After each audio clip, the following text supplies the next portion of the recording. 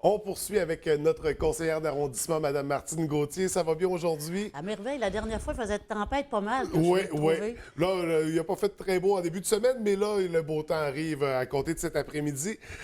Justement, on parlait de météo tout à l'heure et de qualité de vie, comme quoi la météo avait un grand impact sur la diminution de la qualité de vie qu'on connaît présentement dans la région.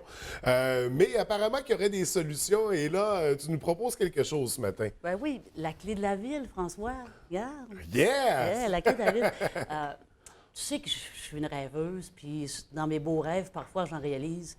Et moi, je disais à la table migrative où je siège comme élu, pourquoi on ne pourrait pas, les nouveaux étudiants là, qui arrivent, là, puis qui ont choisi Saguenay pour Oui, s'installer avec leur oui. famille et leur épouse, je dis, pourquoi on ne leur donnerait pas les clés de la ville quand ils arrivent?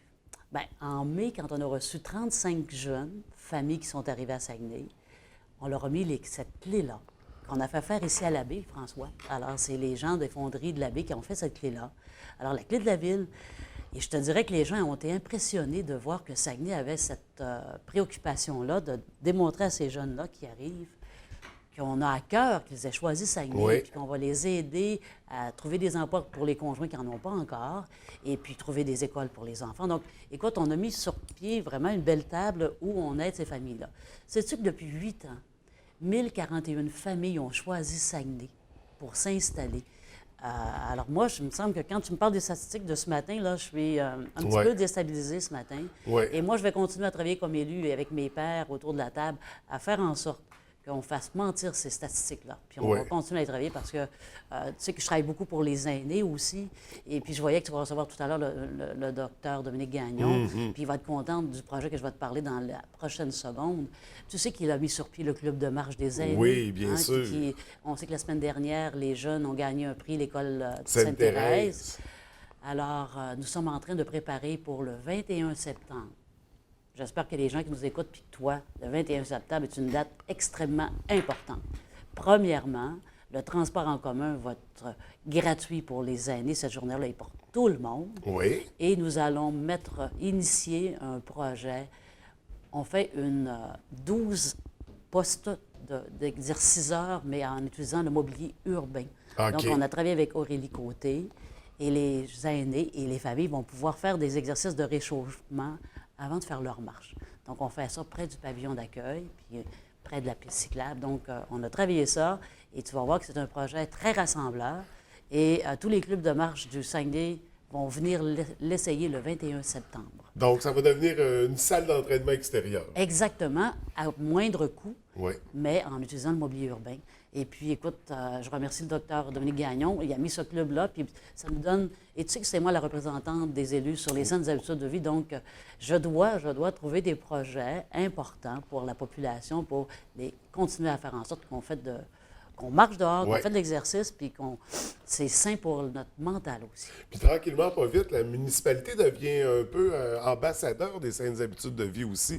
On sait qu'il y a beaucoup de beaux projets qui y naissent, regarde, entre autres le Grand Défi Pierre Lavoie, tout à fait. dont c'est le départ cette semaine déjà, jeudi cette semaine, mais également l'Université de Chicoutimi qui développe beaucoup au niveau des saines habitudes et ces nouvelles activités-là qui prennent place. Donc, on est fiers de Oui, porter puis- ça, puis l'école Sainte-Thérèse qui s'est Voilà. démarquée. Puis, tu sais, on sait qu'on va construire le nouveau bâtiment du Bexy. Oui. Et tu sais qu'avec les gens de Gros-Étoile-Fjord, pour nous, c'est important. Toute l'alimentation qui est à l'intérieur du bâtiment, on s'organise pour que ce soit aussi des choix judicieux, sains, des fruits, des légumes, parce qu'on a à cœur.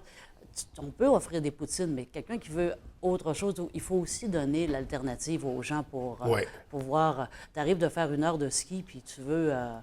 Tu fais un choix de. Ouais, ouais. Donc, on est. Fait qu'il n'y aura pas juste des chips et des barres de chocolat dans la machine. Là. Tout à fait, tout à fait. Il va Donc, avoir, ce qui est important, c'est quand on parle de saines habitudes de vie, moi, je dis toujours, c'est aussi la santé mentale, c'est aussi, on parle d'exercice, mais il faut aussi donner et de se doter d'infrastructures pour pouvoir faire en sorte que nos gens sont bien outillés. Ouais.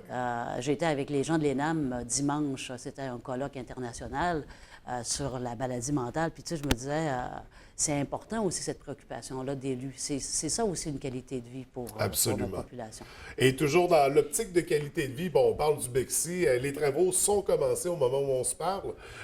Donc, le projet est entamé. Tout à fait. On en a pour tout l'été à voir ça? Bien, nous, on pense qu'en principe, d'ici, on croit qu'on va faire l'ouverture officiellement à la mi-septembre. Oui. Mais il est certain qu'on va suivre les travaux de près et qu'on va sûrement demander d'accélérer pour que ça y aille bien. Mais ça va très bien. Là. Oui, oui.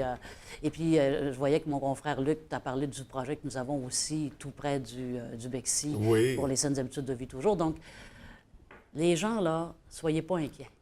On a à cœur notre arrondissement, puis Luc et moi, on travaille très, très fort, justement, dans le cadre des saines habitudes de vie, mais pour l'ensemble. Tu sais, comme les travaux, tu te rappelles que je t'ai souvent parlé que le chemin Saint-Louis avait besoin de beaucoup d'amour. Oui, alors, et là, on a un investissement majeur. Là, ben oui, 440 000 $.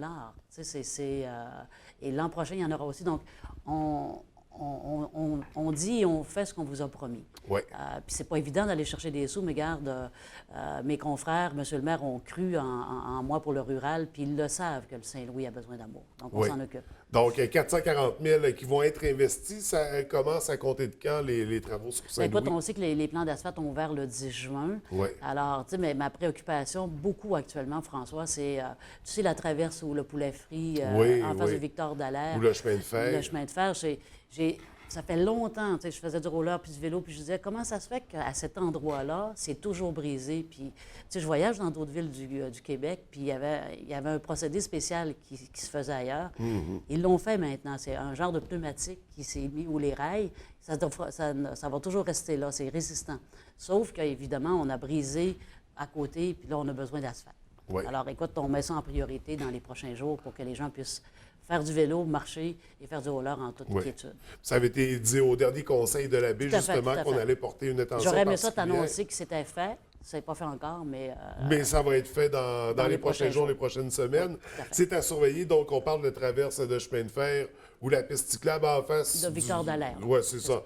Du poulet frit Gagnon. Feu poulet frit Gagnon, bien sûr. Pour poursuivre dans les sujets, donc on a parlé du chemin Saint-Louis. Du côté de Madin, est-ce qu'on a des trucs à surveiller pour la saison estivale? Bien, ce qui est important, c'est que nous venons de recevoir... Alors, il y a 2 semaines, j'organisais un colloque à Grimby avec Carrefour Action municipale.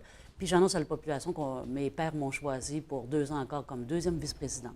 Le Carrefour Action municipale représente 700 municipalités. Donc, les gens ont voté pour moi pour représenter le Saguenay-Lac-Saint-Jean, donc je suis extrêmement fière. Et nous avons reçu une subvention de 40 000 $ pour mettre à niveau notre 2e plan d'action MADA. Okay. Alors là, ce qu'on fait actuellement, c'est on met à niveau et on va reconsulter nos aînés pour voir qu'est-ce qu'on peut faire de mieux encore pour les prochaines années. Quand on parle du premier plan d'action, c'était ce qui regroupait les trousses, par exemple? C'est ça, exactement. Bien, écoute, il y a eu Zoom Génération, on a fait intergénérationnel, on a fait en décembre dernier la journée de marché de Noël. Ça n'a pas été un marché, mais ça a été la fabrique de Noël. Donc, il y a plusieurs projets qui s'en viennent. On sait que demain, c'est la journée de la maltraitance chez les aînés. Oui. Alors, on sait que les policiers vont être un petit peu aux aguets pour surveiller. On veut travailler avec la STS encore plus pour sécuriser nos aînés puis leur faire prendre plus l'autobus.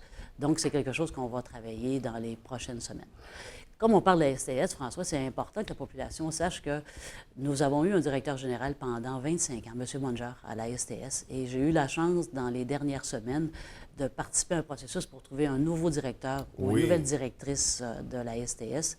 Et le choix a été fait. Nous allons l'annoncer officiellement demain. OK. Donc, alors, à surveiller. demain, à surveiller. Ça a été un beau processus Nous avons eu plus de 30 CV qui venaient de partout du Québec. Et à surveiller, parce que ça va être important. Je pense que la STS va prendre un tournant dans les prochaines années important. La semaine dernière, j'ai été avec tous les chauffeurs d'autobus. On a fêté les 40 ans, les 25 ans. Puis j'ai été à l'écoute de leurs besoins. Puis je vais dire qu'on a un travail à faire avec eux aussi, tu sais, de proximité. Donc, Demain, une annonce officielle, puis par la suite, on va donner un coup de... il va probablement avoir des nouveaux horizons pour la STS aussi. Donc, de beaux changements à surveiller pour la STS et ça s'inscrit toujours dans cette optique d'améliorer la qualité de vie parce que le transport en commun faisait partie de ces éléments-là. Bien, ce qui est important, François, là, ce qui est au cœur de nos décisions comme élus et comme administration, c'est le citoyen qui utilise le transport en commun. Puis ça, il ne faut jamais perdre ça de vue. Comment est-ce que je peux faire pour que ce citoyen-là soit heureux et content de prendre le transport en commun? Et puis, c'est à nous comme élus d'être à l'écoute. Et aussi à l'écoute des gens qui les conduisent et puis des gens qui prennent l'autobus. Donc, on a un beau défi pour les prochaines années. Mais c'est sûr que pour nous, notre décision, c'est toujours l'utilisateur et l'utilisatrice. Ça, Absolument. ouais. Absolument. Alors, c'est sur ça qu'on va terminer ce matin. C'est bon. Merci beaucoup. Écoute, je te souhaite un très bel été. On ne se reverra pas avant l'automne. Donc, on va se revoir, mais pas à la télévision. Non, c'est ça. Donc, merci pour l'entrevue puis au plaisir. C'est bon. Merci beaucoup. Bonne journée.